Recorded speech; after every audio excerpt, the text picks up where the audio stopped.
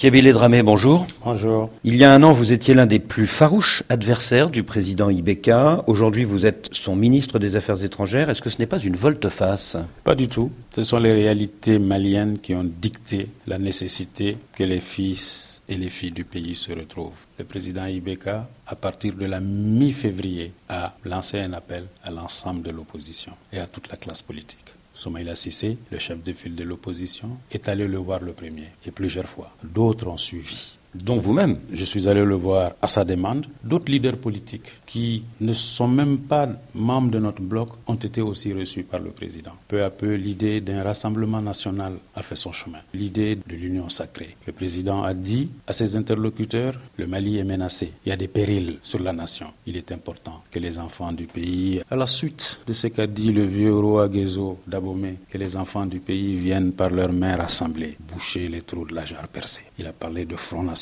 C'est ainsi que l'idée d'un accord politique a fait son chemin. Et cet accord politique a été initié par l'opposition FST. Il a été amendé et finalement nous sommes arrivés au produit qui a été signé le 2 mai. Et ce produit signé le 2 mai contient une feuille de route qui fixe les balises de l'action du gouvernement de l'accord politique. Et le premier point, c'est le dialogue politique national inclusif, au cours duquel il n'y aura aucun sujet tabou. Un comité de suivi de l'accord politique sera mis en place. En vérité, avec cet accord politique de gouvernance, le Mali rentre dans une période de réforme dans le consensus. Donc vous faites le pari que le président Ibeka a changé, mais est-ce que vous êtes sûr d'avoir raison ? Est-ce que vous ne risquez pas d'être piégé ? Pour notre pays, il était important de tenter cela et de se faire confiance. Nous nous sommes combattus. Farouchement, mais aujourd'hui, l'état du pays nécessite que nous nous mettions ensemble. C'est la raison pour laquelle nous nous sommes tous engagés dans cette dynamique qui se poursuivra jusqu'au dialogue politique national, je l'espère dans quelques semaines. Dialogue politique qui verra la participation de toutes les forces politiques et sociales du pays, même ceux qui n'ont pas signé l'accord politique de gouvernance. Parmi les causes de ce que vous appelez ce sursaut national, il y a le massacre de quelques 160 villageois peuls. C'était le 23 mars à Ogossagou. Comment en est-on arrivé là, malgré tous les efforts pour réconcilier les communautés du centre du Mali depuis 2 ans ? Qu'est-ce qu'il faut faire de plus ? Il faut faire, de mon point de vue, un dialogue intracommunautaire et un dialogue intercommunautaire. Mais le préalable à cela, c'est qu'il faut faire baisser le niveau de violence. Il faut un engagement accru de l'aménagement. Il faut un engagement accru de la force conjointe G5 Sahel. Il faut l'accompagnement de la force Barkhane pour faire baisser le niveau de violence afin de permettre au pays de rechercher des solutions avec les habitants de la région, avec les acteurs de la région. Ce massacre d'Ogossagou est-il la conséquence de la perte de contrôle de l'État malien sur les milices ?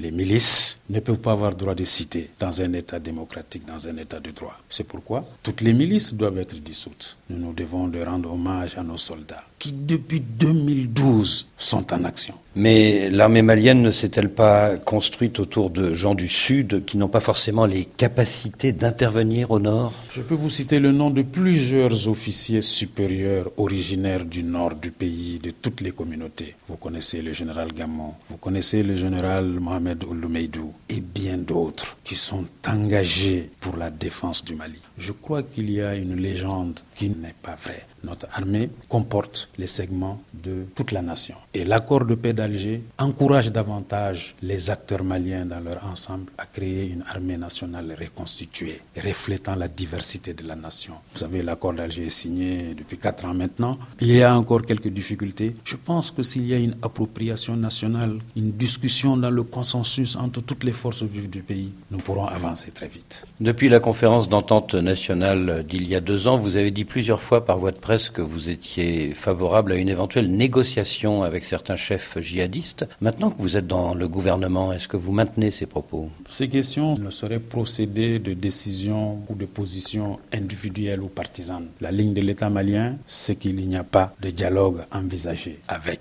ceux dont vous parlez. Je crois qu'il faut s'en tenir à cette ligne de l'État malien, qui est la ligne qui était dessinée en rapport avec nos voisins, en rapport avec nos partenaires qui nous assistent dans la lutte contre le terrorisme. Certains disent qu'on ne peut pas discuter avec les grands chefs djihadistes comme Iyad Agrali et Abdou Walid al-Sahraoui, mais qu'on peut éventuellement négocier avec des chefs plus locaux, comme le prédicateur Amadou Koufa. Amadou Koufa et sa Katiba font partie du groupe de soutien à l'islam et aux musulmans. Donc je ne vois pas comment est-ce qu'on peut faire une différence entre ce chef local, comme vous le dites, avec ceux qui dirigent sa coalition. Cette coalition a contribué à verser beaucoup de sang, même trop de sang ces dernières années. Dans certains milieux universitaires et militaires en France, je pense par exemple au général à la retraite Jean-Bernard Pinatel, certains disent qu'il faudrait faire évoluer le statut de l'Azawad, pourquoi pas jusqu'à l'indépendance, car les Touaregs ou les Peuls refuseront toujours de se soumettre aux Noirs du Sud. Je crois qu'il y a beaucoup de faux spécialistes du Sahel et du Mali qui ont multiplié des déclarations ces dernières semaines dans le but évident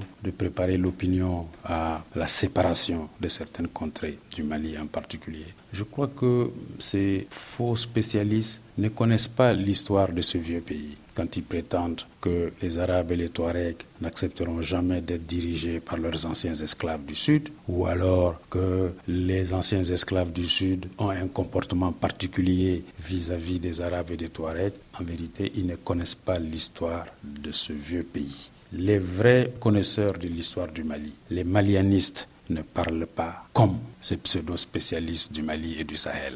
La réalité est ailleurs. Et ensuite, il ne faut pas oublier qu'à Ouagadougou comme à Alger, les acteurs maliens ont apposé leur signature sur des principes cardinaux importants que sont l'intégrité du territoire national, l'unité nationale du Mali, la forme laïque et républicaine de l'État. Et nous travaillons activement à créer les conditions de la participation effective de toutes les communautés du Mali à la gestion de leurs affaires, à la libre administration des collectivités, d'ailleurs prévue déjà dans notre constitution de 1992 et réaffirmée dans l'accord d'Alger de 2015. Cela veut dire que ceux qui veulent préparer l'opinion à l'éclatement du Mali, en vérité, perdent leur temps, parce que les Maliens sont tournés résolument vers le relèvement de leur pays, et tous ensemble, ceux du Nord comme ceux du Sud. C'était il y a quelques jours à la tribune de l'ONU, et c'était au nom de vos 5 pays du Sahel. Le ministre burkinabé des Affaires étrangères, Alpha Bari, a demandé la création d'une coalition internationale antiterroriste à l'image de ce qui s'est fait en Irak et en Afghanistan. Est-ce que cela vous paraît vraiment possible? Alpha Bari est allé à New York pour parler au nom des 5 pays du G5. Et il a raison. Nous avons besoin, au-delà de la force conjointe G5, d'une mobilisation internationale sous la forme d'une coalition pour combattre le terrorisme. Parce que la situation se détériore dans la zone Sahel, parce que le Sahel est un verrou et il est important que par conséquent, il y ait une mobilisation tous azimuts de tous les pays du monde. Comme cela s'est vu quand il s'est agi de l'Irak, quand il s'est agi de l'Afghanistan, je crois que la vaste bande sahélienne mérite une coalition internationale. Oui, mais Thierry Dramé, Donald Trump refuse que l'ONU accorde un financement pérenne au G5 Sahel. Est-ce qu'une coalition internationale, ça peut marcher sans les Américains? D'abord, il faut reconnaître que les Américains apportent une contribution à la lutte contre le terrorisme dans un cadre bilatéral avec chacun de nos pays. Il faut saluer cette contribution qu'ils apportent. Leur conception des choses font que pour le moment, ils ne suivent pas ce mouvement. Mais il ne faut pas se décourager. Il faut continuer à plaider pour que la force conjointe du G5 Sahel soit placée sous l'empire du chapitre 7 et sur la base également d'un financement périn venant des Nations Unies. Et je crois que c'est cela qui facilitera l'interaction entre la force G5 et la force onusienne qui est présente au Mali sous la forme de patrouilles conjointes, sous la forme de moyens logistiques à partager afin que nous puissions vaincre le terrorisme au Sahel. Thierry Dramé, merci.